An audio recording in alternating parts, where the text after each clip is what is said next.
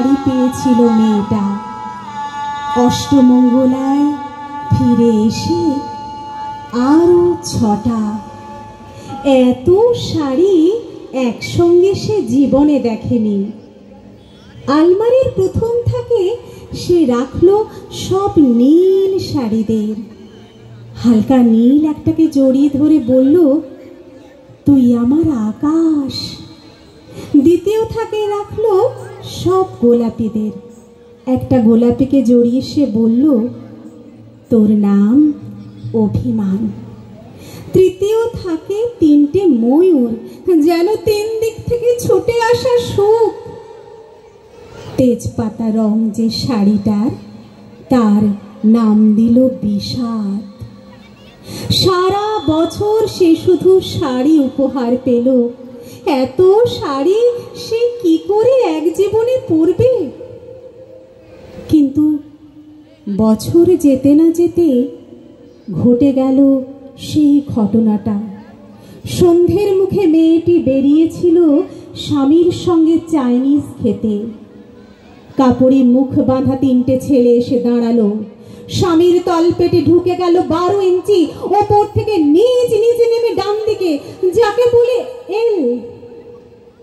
পড়ে রইল খাবার। চিলি ফিশ থেকে তখনও ধোঁয়া উঠছে। এর নাম রাজনীতি বলেছিল পাড়ার লোকেরা। বিয়েতে 51টা শাড়ি পেয়েছিল মেয়েটা। অষ্টমঙ্গলায় ফিরে এসে আরো 6টা। একদিন দুপুরে শাশুড়ি যখন ঘুমিয়ে, সে তার সমস্ত শাড়ি বের করে 6 তলার বারান্দা থেকে উড়িয়ে দিল নিজের পৃথিবীতে।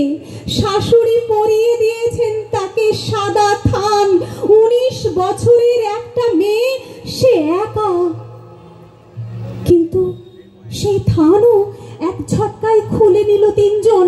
পাড়ার মোড়ে একটি সদ্য নগ্ন বিধবা মেয়ে দৌড়চ্ছে আর চিৎকার করছে, বাঁচাও বাঁচাও বাঁচাও।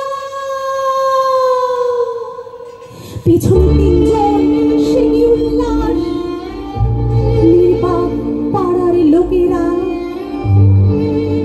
বিয়েতে 51টা শাড়ি পেয়েছিল মেয়েটা।